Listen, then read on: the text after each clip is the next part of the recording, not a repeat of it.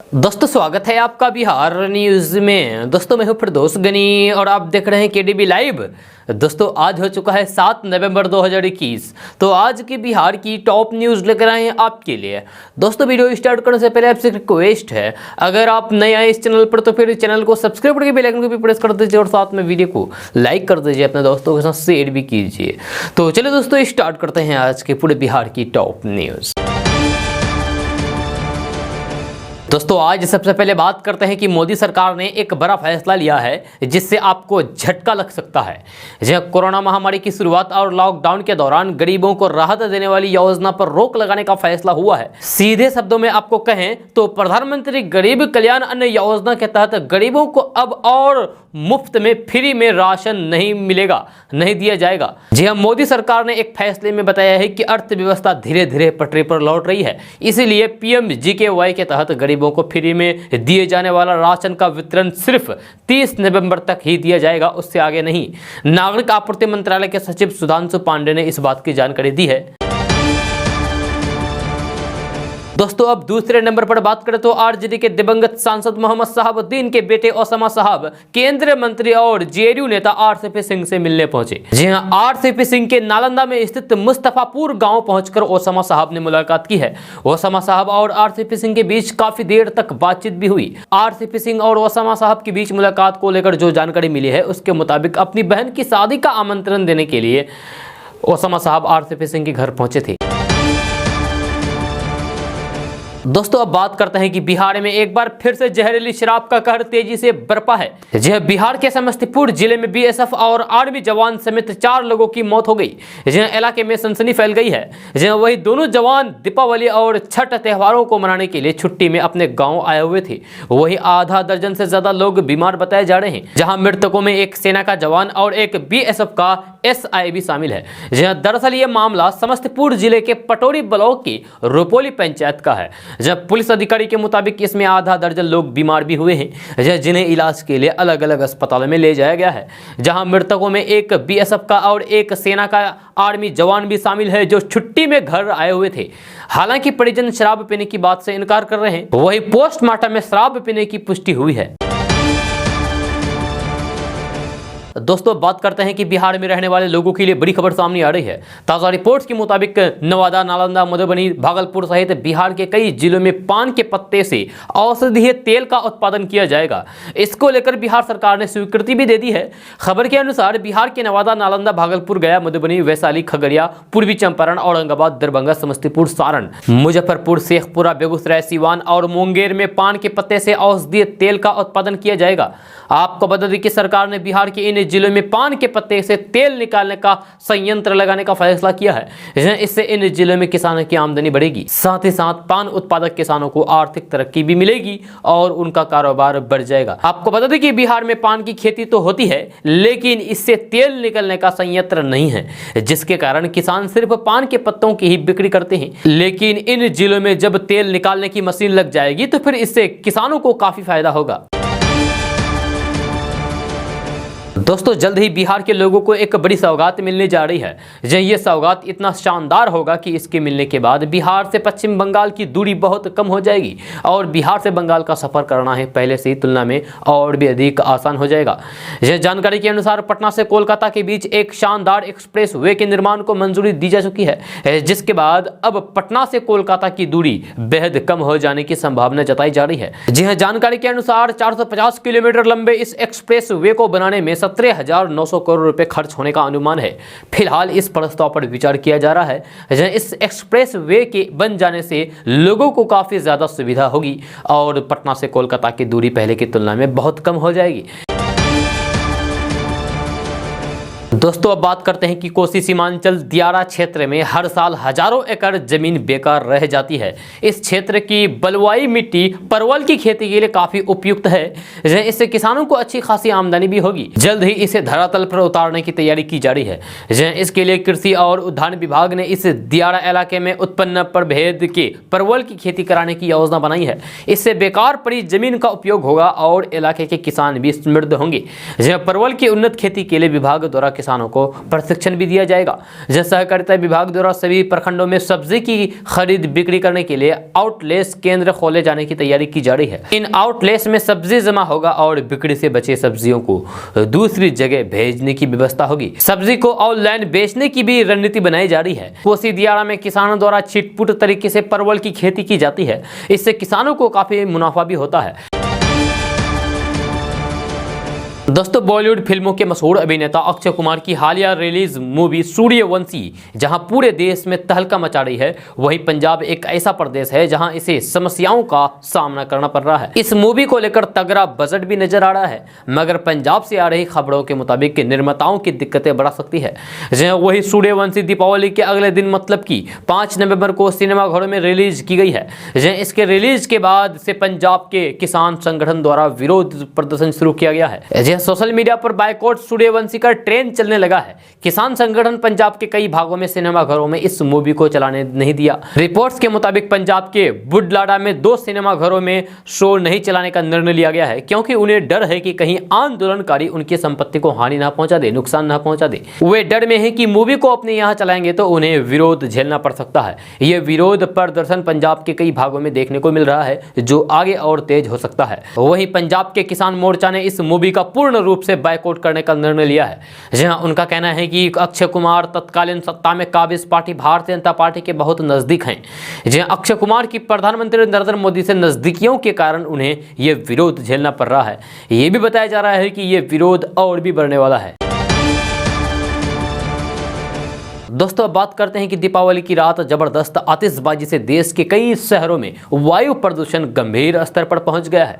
जब दीपावली पर पटाखे के बैन का कोई असर नहीं दिखा और देश के अलग अलग हिस्सों में जमकर पटाखे जलाए गए। इसका नतीजा यह हुआ कि चारों ओर आसमान में प्रदूषण ही प्रदूषण फैल गया। शुक्रवार सुबह उत्तर भारत के कई शहर धुंध में मोटी चादर में लिपटे हुए रहे। लोगों को आंखों में जलन और सांस लेने में तकलीफ की समस्या का सामना करना पड़ा। एनसीआर में धुंध की मोटी चादर देखी गई। दोस्तों, बिहार के मुजफ्फरपुर से बड़ी खबर सामने आ रही है। ताज़ा रिपोर्ट्स के मुताबिक मुजफ्फरपुर में प्लास्टिक कचरे से डीजल पेट्रोल बनाने के लिए मशीन लगाई गई है। इसका उद्घाटन बिहार सरकार के मंत्री रामसूरत राय ने किया है, जो आपको पहले भी केडीबी लैब के माध्यम से बताया गया है। लेकिन अब जो इसमें ताज़ा खबर यह है कि मुजफ्फरपुर के कुर्नी के खरौनी में यह प्लांट लगाया गया है। इस प्लांट में प्लास्टिक के कचरे से डीजल पेट्रोल तैयार किया जाएगा। और इसमें ताज़ा खबर यह है कि 10 रुपये की लागत से इस प्लांट में 1 लीटर पेट्रोल डीजल तैयार किया जाएगा। यानी कि अगर आप इस प्लांट में जाएंगे पेट्रोल डीजल खरीदने के लिए, तो आपको 1 लीटर पेट्रोल 10 रुपए में मिलेगा। जी हाँ, ये देश का पहला ऐसा प्लांट होगा जहां प्लास्टिक कचरे से डीजल पेट्रोल बनेंगे। तो आपके मन में सवाल उठ रहा होगा कि आखिर ये प्लास्टिक से पेट्रोल डीजल कैसे बनेंगे। तो मिली जानकारी के अनुसार प्लास्टिक के कचरे को सबसे पहले मशीन की सहायता से ब्यूटेन में बदला जाएगा। इसके बाद ब्यूटेन को आइसो ऑक्टेन में बदला जाएगा। फिर 400 डिग्री सेल्सियस तापमान पर डीजल तेल बनाया जाएगा। वहीं 800 डिग्री सेल्सियस तापमान पर पेट्रोल तैयार होगा। आपको बता दें कि प्लास्टिक के कचरे से पेट्रोल डीजल बनाने का रिसर्च देहरादून के इंडियन इंस्टीट्यूट ऑफ पेट्रोलियम की ओर से किया जा चुका है। इसका पहला प्लांट बिहार के मुजफ्फरपुर में लगाया गया है। बहुत जल्द यहां से पेट्रोल डीजल तैयार होगा। तो अगर आपको भी सस्ते रेट में पेट्रोल डीजल खरीदने हैं 10 रुपये लीटर के हिसाब से, तो आप बिहार के मुजफ्फरपुर जिले में आइए। यहाँ से आप सस्ते में 10 रुपये प्रति लीटर के हिसाब से पेट्रोल डीजल खरीद करके ले जाइए। इतना ही नहीं, इस पेट्रोल डीजल पर काफी अच्छा माइलेज भी दिया जाता है। दोस्तों, अब बात करते हैं कि कांग्रेस के पूर्व अध्यक्ष राहुल गांधी ने रसोई गैस की कीमतों में बढ़ोतरी के मुद्दे को लेकर शनिवार को प्रधानमंत्री नरेंद्र मोदी को लपेटा है और आरोप लगाया है कि मोदी के विकास की गाड़ी रिवर्स गियर में है और ब्रेक भी फेल है। उन्होंने एक खबर का हवाला देते हुए दावा भी किया है कि एलपीजी के दाम बढ़ने से लाखों परिवार चूल्हे फूंकने को मजबूर हैं। कांग्रेस नेता राहुल गांधी ने ट्वीट किया है, जिसमें लिखा है कि विकास के जुमलों से कोसों दूर लाखों परिवार चूल्हा फूंकने पर मजबूर। मोदी जी के विकास की गाड़ी रिवर्स गियर में है और ब्रेक भी फेल है। राहुल गांधी ने जिस खबर का हवाला दिया है उसमें एक सर्वेक्षण रिपोर्ट के आधार पर बताया गया है कि रसोई गैस के सिलेंडर के दाम बढ़ने के कारण 42% परिवारों ने खाना बनाने के लिए एक बार फिर से लकड़ी का इस्तेमाल करना शुरू कर दिया है। दोस्तों अब बात करते हैं कि ज्यादा दिनों की बात नहीं है जब पूरे देश में लालू राबड़ी आवास में होने वाले छठ पूजा की चर्चा हुआ करती थी, लेकिन पिछले कई सालों की तरह इस साल भी लालू प्रसाद यादव के आवास में छठ के मौके पर रौनक नहीं दिखेगी। जी हां, पूर्व सीएम राबड़ी देवी इस साल छठ नहीं करेगी। हालांकि बिहार के मुख्यमंत्री नीतीश कुमार के आवास में छठी की गीत गुजेंगे। जब मुख्यमंत्री आवास से मिल रही जानकारी के मुताबिक इस साल भी एक अन्य मार्ग में छठ पूजा का आयोजन होगा। पिछले कई सालों से सीएम आवास में मुख्यमंत्री नीतीश कुमार की भाभी, भतीजी और बहन के परिवार के सदस्य छठ पूजा करते हैं, लेकिन मुख्यमंत्री आवास में छठ को लेकर कोई खास आयोजन नहीं हुआ था। हालांकि उससे पहले बड़ी संख्या में लोग सीएम आवास पर जाकर के छठ के खरना का प्रसाद ग्रहण करते हैं। जहां कोरोना के कारण पिछले साल सिर्फ परिवार के लोग ही छठ पूजा में शामिल हुए थे। जहां एक दौर में बिहार का छठ लालू राबड़ी के कारण भी चर्चा में हुआ था। आपको बता दें कि एक दौर में बिहार का छठ लालू राबड़ी के कारण भी चर्चित हुआ था। जहां राबड़ी देवी का छठ पूरे देश ही नहीं बल्कि विदेशों में भी चर्चा का विषय बनता था। लेकिन इस बार पटना के लालू राबड़ी आवास पर छठ पूजा नहीं होगा। जहां राबड़ी देवी लालू प्रसाद यादव के साथ दिल्ली में है। दोस्तों बात करते हैं कि दिल्ली में छठ पूजा को लेकर जारी सियासी उठापटक के बीच छठ पूजा पर 10 नवंबर को सार्वजनिक अवकाश की घोषणा कर दी गई है।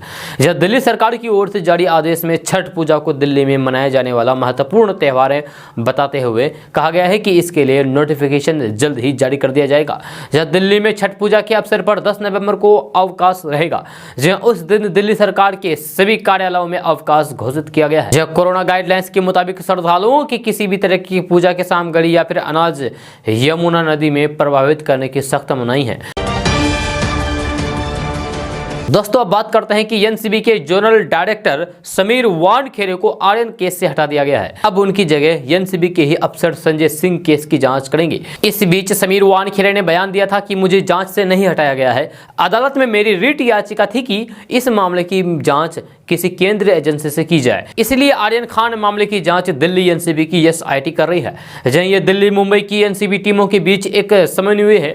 जहां वानखेड़े को हटाए जाने पर महाराष्ट्र सरकार में मंत्री राष्ट्रवादी कांग्रेस पार्टी के वरिष्ठ नेता नवाब मलिक ने ट्वीट किया है। जहां ट्वीट में नवाब मलिक ने लिखा है कि ये तो बस अभी शुरुआत है। उन्होंने आगे लिखा है कि आर्यन खान केस समेत 5 मामलों से समीर वानखेड़े को हटा दिया गया है, लेकिन कुल 26 मामले हैं जिनकी जांच की जरूरत है। मलिक ने लिखा है कि ये तो बस शुरुआत है। इस सिस्टम को साफ करने के लिए अभी बहुत कुछ करना हम करेंगे। दोस्तों बिहार में जहरीली शराब से मौतों का आंकड़ा 36 हो गया है। गोपालगंज में अब तक 20 और बेतिया में 16 लोगों की जान चली गई है। इस घटना के बाद विपक्ष नीतीश सरकार पर हमलावर है। यह घटना के बाद मुख्यमंत्री नीतीश कुमार ने कहा है कि पर्व के बाद हम शराबबंदी को लेकर समीक्षा बैठक करेंगे और शराबबंदी को प्रभावी तरीके से लागू करने के लिए बड़ा अभियान चलाएंगे। यह सीएम नीतीश कुमार ने कहा है कि हम पहले से कह रहे थे कि गलत लोगों के चक्कर में ना पड़े। लगातार पुलिस और प्रशासन की ओर से कार्रवाई की जाती है, लोग गिरफ्तार होते हैं, अवैध शराब बरामद की जाती है। एक बार फिर से लोगों को जागरूक करने के लिए व्यापक जागरूकता अभियान की जरूरत है। छठ महापर्व के बाद 16 नवंबर को शराबबंदी को लेकर विस्तार से समीक्षा बैठक की जाएगी। वहीं बिहार के एक्साइज मंत्री सुनील कुमार ने कहा है कि पुलिस अधिकारियों ने मौके का मुआयना किया है, कई जगहों पर छापेमारी की जा रही है और कुछ लोगों को गिरफ्तार भी किया गया है। मैं स्वीकार करता हूं कि स्थानीय स्तर पर कुछ लापरवाही के कारण यह घटना हुई है। दोनों थाना प्रभारी को सस्पेंड कर दिया गया है, एक गार्ड भी सस्पेंड किया गया है। उन्होंने कहा है कि शराबबंदी के बाद से हमने कई बड़े कदम उठाए हैं। अब तक 187 लाख लीटर से अधिक शराब जब्त की गई है, 3 लाख से अधिक लोगों को गिरफ्तार किया गया है और लगभग 60,000 गाड़ी जब्त किए गए हैं। हम सरकारी अधिकारियों सहित सभी पर कार्रवाई कर रहे हैं। अब तक 700 से अधिक अधिकारी निलंबित है। दोस्तों राजधानी पटना में कोरोना वैक्सीन लगवाने वालों के लिए एक अच्छी खबर आई है। जब वैक्सीन की दूसरी डोज लगवाने वाले लोग अब बाइक समेत अन्य पुरस्कार जीत सकते हैं। जब कोरोना वैक्सीनेशन अभियान को रफ्तार देने के लिए पटना जिला प्रशासन ने केयर इंडिया के साथ मिलकर लकी ड्रॉ योजना की शुरुआत की है। इस योजना में 8 नवंबर से लेकर 16 नवंबर तक कोरोना वैक्सीन की दूसरी डोज लगवाने वाले लोगों में से लकी विनर को इनाम दिया जाएगा। जहां आपको बता दें कि पटना जिले में दूसरी डोज का टाइम पूरा होने के बावजूद भी अब तक 4 लाख लोगों ने वैक्सीन नहीं ली है। वैक्सीनेशन अभियान की सुस्त रफ्तार को देखते हुए अब जिला प्रशासन ने लकी ड्रॉ योजना शुरू करने का फैसला किया है। इस योजना के तहत लकी विनर को पहले इनाम के तौर पर बजाज पल्सर या फिर होंडा एक्टिवा बाइक दी जाएगी। दूसरे इनाम के तौर पर 32 इंच का LED टीवी दिया जाएगा। दूसरा इनाम कुल मिलाकर 8 लोगों को मिलेगा, जबकि तीसरे इनाम के लिए 10 लोगों का चयन होगा और इन्हें मोबाइल फोन दिया जाएगा। 57 पुरस्कार 100 लोगों के बीच बैठेंगे। इसके तहत प्रेशर कुकर इनाम दिया जाएगा। आपका बता दें कि बिहार में त्योहारों के बीच शुक्रवार को 5 नए मरीजों की पुष्टि हुई है। इनमें 3 कोरोना मरीज पटना में पाए गए हैं। यह बिहार के अंदर कोरोना महामारी फिलहाल नियंत्रण में है, लेकिन तीसरी लहर की आशंका के बीच सरकार चाहती है कि ज़्यादा से ज़्यादा लोग अपनी वैक्सीन ले लें। दोस्तों अब बात करते हैं कि बिहार में जमीन के होने वाले स्पेशल सर्वे के काम के दौरान जो फाइनल ड्राफ्ट बनेगा उसकी जांच मुख्यालय और संबंधित जिले के जिलाधिकारी के स्तर पर ही होगा।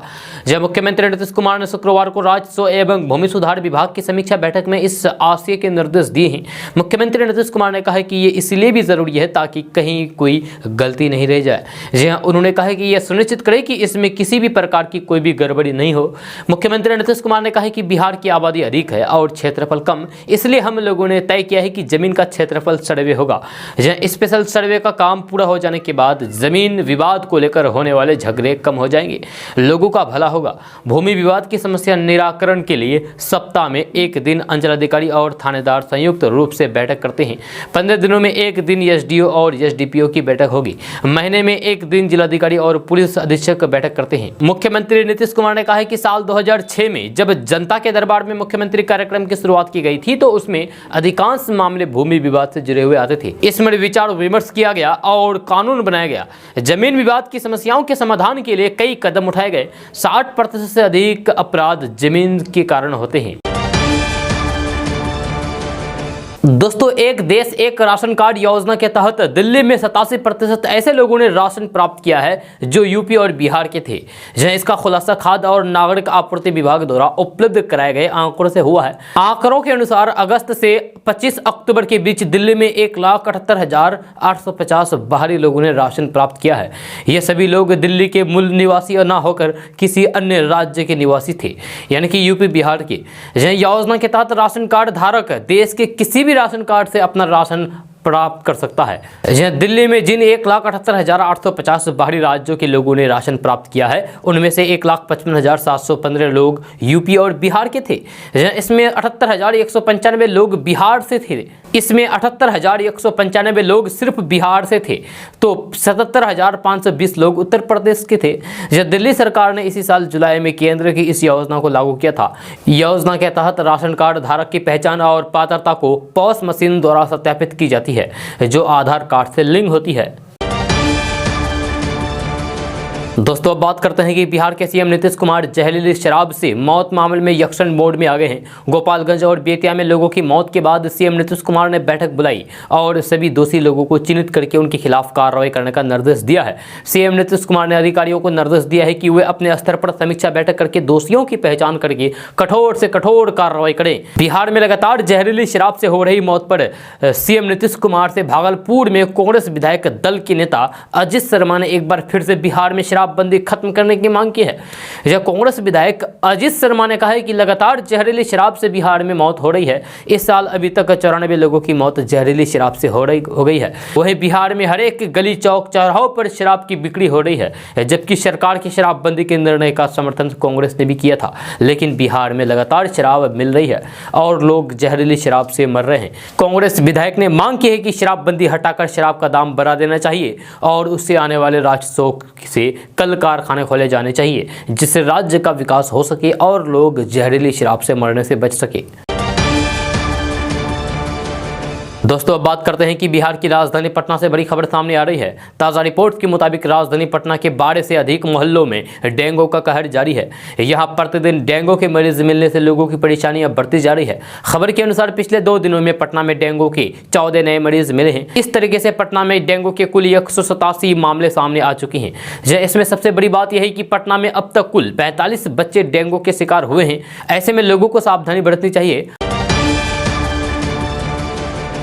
दोस्तों अब बात करते हैं कि इंडियन ऑयल कॉरपोरेशन लिमिटेड यानी कि IOCL ने टेक्निकल और नॉन टेक्निकल अप्रेंटिस पदों पर भर्ती के लिए बम्पर वैकेंसी निकाली है। इन पदों पर ऑनलाइन आवेदन शुरू हो गए हैं। इच्छुक और योग्य उम्मीदवार iocl.formfix.com पर 4 दिसंबर 2021 तक आवेदन कर सकते हैं। पूर्वी भारत के राज्यों पश्चिम बंगाल, बिहार, ओडिशा, झारखंड और असम में कुल 527 पदों पर भर्ती होनी है। ऑनलाइन आवेदन की आखिरी तारीख 4 दिसंबर 2021 है।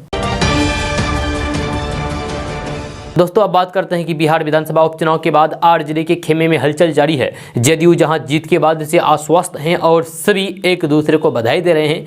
राजद सुप्रीमो लालू प्रसाद यादव जहां नतीजे जारी होने के अगले ही दिन दिल्ली चले गए, वहीं तेजस्वी यादव ने जनता का जनादेश स्वीकार किया। यह बात करें लालू प्रसाद यादव में चल रही तनातनी की तो इसका मजा बाकी दल खूब लूट रहे हैं। इस बार बात जरा अलग है। पटना की सड़कों पर मुख्य चौराहों पर आरजेडी से जुड़ा एक पोस्टर लगा है जिसने सियासी माहौल गर्म कर दिया है। पोस्टर में तेजस्वी यादव को अर्जुन और तेज प्रताप यादव को कृष्ण अवतार में दिखाया गया है। यह शहर के डाक बंगला चौराहे और आयकर चौराहे पर लगाए गए इस पोस्टर में लालू प्रसाद यादव के साथ ही दोनों बेटे नजर आ रहे हैं। हालांकि खास बात यह है कि यह पोस्टर किसने लगाया है ये अब तक पता नहीं चल सका है।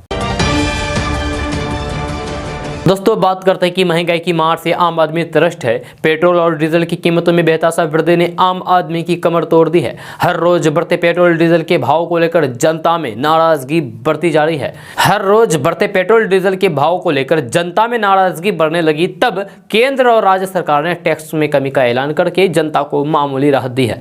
सरकार की ओर से पेट्रोल डीजल की कीमतों में कटौती का लाभ नेपाल की सीमा से लगते इलाकों में लोग नहीं ले पा रहे हैं। जब बिहार और नेपाल की सीमा से सटे इलाके में रहने वाले लोग इसका लाभ नहीं के बराबर ले पा रहे हैं, जिसका मुख्य कारण नेपाल में पेट्रोल और डीजल का काफी सस्ता होना। सीमावर्ती इलाके के लोग पेट्रोल और डीजल के लिए नेपाल की ओर अपना रुख कर रहे हैं। भारत की तुलना में देखें तो नेपाल में पेट्रोल और डीजल के भाव काफी कम है।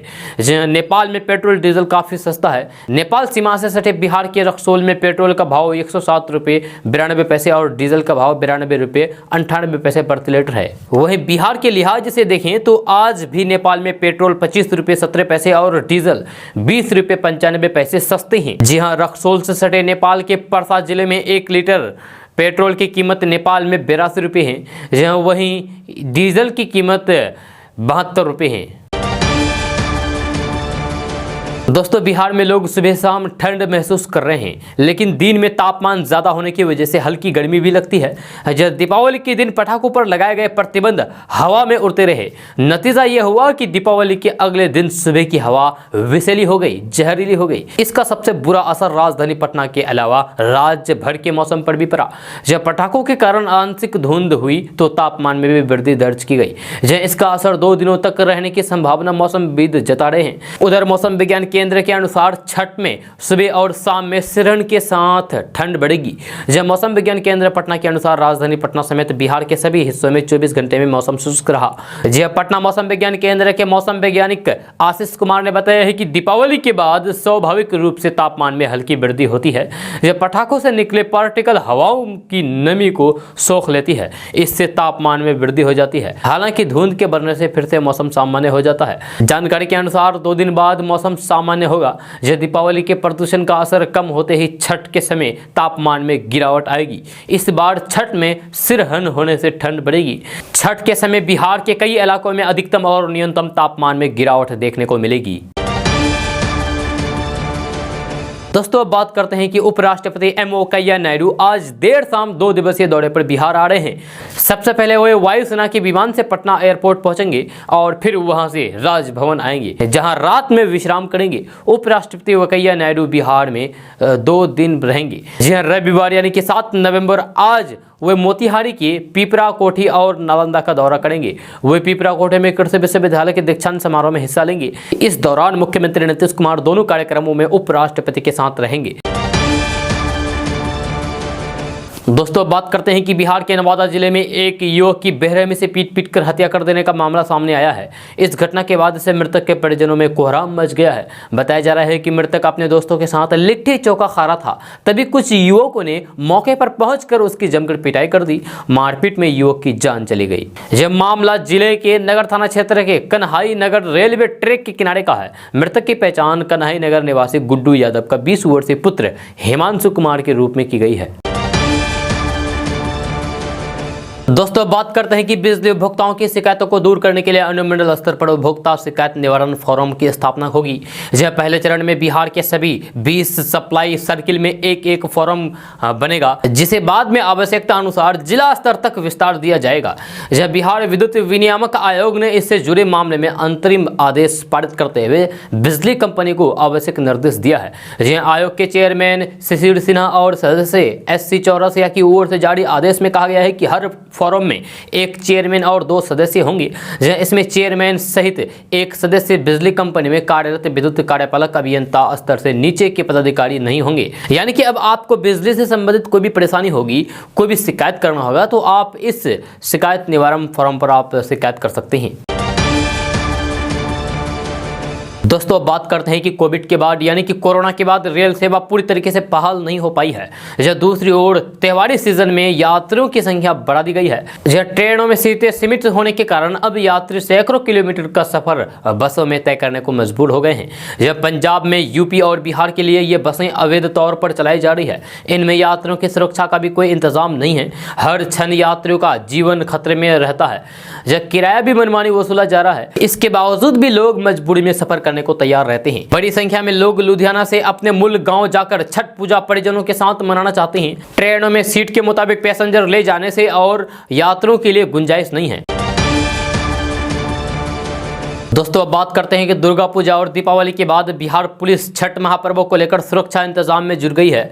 यह छठ घाटों पर सुरक्षा के बंदोबस्त क्या और कैसे होंगे, इसके लिए जिलों को दिशा निर्देश जारी कर दिए गए हैं। पुलिस मुख्यालय ने महत्वपूर्ण घाटों पर क्विक रिस्पांस टीम यानी कि QRT की तैनाती के आदेश दिए गए हैं, ताकि किसी भी आपात स्थिति से निपटने में देरी न हो। यह छठ महापर्व के दौरान घाट पर और उसके आसपास क्या कार्रवाई करनी है, इसको लेकर पुलिस मुख्यालय द्वारा 12 बिंदुओं पर कार्रवाई करने के निर्देश दिए गए हैं। प्रत्येक महत्वपूर्ण घाटों के पास मिनी कंट्रोल रूम स्थापित करने को कहा गया है। कंट्रोल रूम के जरिए लाउड स्पीकर से आवश्यक सूचनाओं के प्रसारण की व्यवस्था होगी। छठ घाट के ही करीब QRT को भी तैयार हालात में रखने के आदेश दिए गए हैं। इसके अलावा फायर ब्रिगेड की भी प्रतिनियुक्ति की जाएगी। जब पुलिस मुख्यालय ने छठ घाट तक आने जाने के लिए मार्गों का स्पष्ट तौर पर निर्धारित करने को कहा गया है, ताकि भीड़ प्रबंधन में दिक्कत न आए और लोग सुरक्षित तरीके से घाट तक आ जा सके। साथ ही CCTV कैमरे की मदद से घाट और आवाजाही पर नजर रखने के भी निर्देश जिलों की SSP और SP को दिए गए हैं। पुलिस मुख्यालय द्वारा जारी निर्देश में छठ घाट पर नाव परिचालन को लेकर विशेष सतर्कता बरतने को कहा गया है। जब घाट पर प्रतिनियुक्त पुलिस बल और दंडाधिकारी को यह सुनिश्चित करने का टास्क होगा कि किसी भी सूरत में नाव पर क्षमता से अधिक लोग सवार न हो।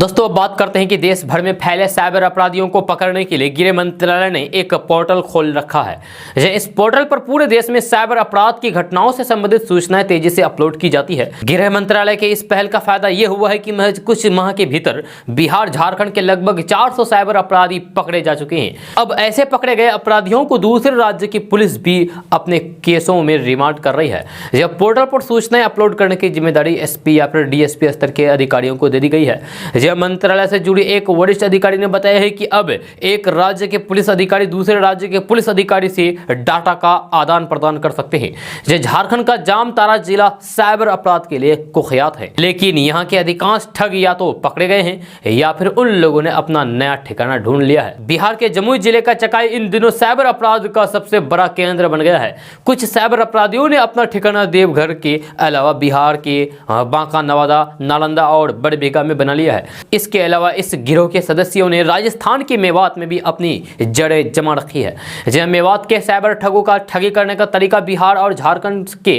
ठगों से थोड़ा अलग है। जब बिहार और झारखंड के ठग लोगों को लिंक या फिर फर्जी वेबसाइट बनाकर अपनी जाल में फंसाते हैं, कुछ ठग इनाम का भी प्रलोभन देते हैं, लेकिन मेवात के ठग अश्लील तस्वीरों का सहारा लेकर ब्लैकमेल करते हैं। कुछ दिनों पहले तक ये लोग खुद को बैंक अधिकारी या फिर कर्मचारी बताते हुए ठगी करते थे, लेकिन अब धीरे धीरे इस तरह की ठगी की जानकारी आम लोगों को हो गई।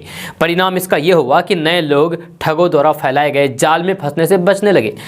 तब ठगों ने नया तरीका ढूंढ निकाला। गृह मंत्रालय के पोर्टल से साइबर अपराध के नियंत्रण में पुलिस को काफी मदद मिली है। 40 से 72 घंटे के भीतर किशनगंज जिले के ठाकुरगंज की घटनाओं में सफलता मिली है। अब बैंक भी इस मामले में सावधानी बरत रहे हैं। साइबर अपराध की घटनाओं में कमी आ गई है। दोस्तों, अब बात करते हैं कि भारत के सबसे अमीर व्यक्ति मुकेश अंबानी के परिवार के लंदन में शिफ्ट होने को लेकर चल रही खबरों पर विराम लगाते हुए रिलायंस इंडस्ट्रीज की ओर से शुक्रवार को एक आधिकारिक बयान जारी किया है। कंपनी ने अपने बयान में कहा है कि हाल ही में एक अखबार की रिपोर्ट ने सोशल मीडिया में अंबानी परिवार के लंदन के स्टॉक पार्क में आंशिक रूप से रहने की योजना के बारे में अनुचित और निराधार अटकलों को जन्म दिया है। बयान में आगे कहा गया है कि रिलायंस इंडस्ट्रीज लिमिटेड ये स्पष्ट करना चाहते हैं कि अध्यक्ष मुकेश अंबानी और उनके परिवार की लंदन या फिर दुनिया में कहीं और शिफ्ट होने या फिर रहने की कोई भी योजना प्लान नहीं है। दरअसल आपको बता दूं कि मुकेश अंबानी के भारत छोड़कर दूसरे देश में बसने की खबर इस तरीके से फैली कि रिलायंस इंडस्ट्रीज को इसे लेकर एक बयान जारी करके सफाई देनी पड़ गई। यह रिपोर्ट में दावा किया गया है कि भारत के सबसे अमीर शख्स मुकेश अंबानी देश छोड़कर अब विदेश में बसने जा रहे हैं। हालांकि शुक्रवार की शाम को इसे लेकर रिलायंस इंडस्ट्रीज की ओर से एक बयान जारी किया गया और इस तरह की खबरों को पूरी तरीके से निराधार और अफवाह करार दिया गया। दोस्तों, अब बात करते हैं कि भाग दौड़ भरी जिंदगी में झटपट तैयार होने वाला नूडल्स लोगों के नाश्ते या फिर शाम के स्नैक का अहम हिस्सा बन चुका है। वहीं इसके अलावा पेरेंट्स के पास जब भी समय की कमी होती है तो फिर वो फौरन बच्चों के लिए नूडल्स उबालने लगते हैं। जब बाजार में कई तरह के नूडल्स मौजूद हैं जिनमें अलग अलग तरह के फ्लेवर भी हैं जो बच्चों के साथ साथ बड़े को भी पसंद आते हैं, लेकिन हमें थोड़ा रुक कर ये सोचना पड़ेगा कि क्या नूडल्स हमारे बच्चे के लिए सुरक्षित है, क्या हमें वाकई खुद भी इस इंस्टेंट फूड आइटम को खाना चाहिए। 2 से 4 मिनट में होने वाले इस फूड आइटम को लेकर हमें इसलिए सचेत होने की जरूरत है क्योंकि इसे मैदे से बनाया जाता है। हालांकि अब आटा नूडल्स भी आने लगे हैं, लेकिन स्वाद बढ़ने के नाम पर उनमें मौजूद हाईली प्रोसेस्ड केमिकल सेहत के लिए सही नहीं है, काफी नुकसानदायक है। इनमें न्यूट्रिशन की मात्रा बिल्कुल भी नहीं है। इससे सिर्फ चंद घंटों के लिए भूख को दूर भगाया जा सकता है। नूडल्स में होने वाली वैक्स कोटी बच्चों के लीवर को खराब कर सकती है। नूडल को सुखाकर यानी कि एकदम ड्राई रखना होता है। ऐसे में नूडल्स मेकर्स कंपनियां भी ये चाहती है कि उनका प्रोडक्ट ड्राई रखने के साथ साथ उसमें मौजूद नमी भी बरकरार रहे। इसके लिए नूडल्स में प्रोपाइलिन ग्लाइकोल मिला दिया जाता है। ये प्रोपाइलिन ग्लाइकोल बच्चों के हार्ट के लिए यानी कि दिल के लिए बिल्कुल भी सही नहीं है। लंबे समय तक इसका इस्तेमाल किया जाए तो फिर बच्चों को हार्ट, लिवर और किडनी से जुड़े रोग हो सकते हैं। दोस्तों, आज का न्यूज़ बस यहाँ तक। कैसा लगा जरूर अपना सुझाव दीजिएगा नीचे कमेंट बॉक्स में कमेंट करके। अगर आप नए आए इस चैनल पर तो फिर चैनल को सब्सक्राइब करके बेल आइकन को भी प्रेस कर दीजिए और साथ में वीडियो को लाइक कर दीजिए, अपने दोस्तों के साथ शेयर भी कीजिए। तो चलो दोस्तों, फिर मिलते हैं अगले वीडियो में। जय हिंद, जय बिहार।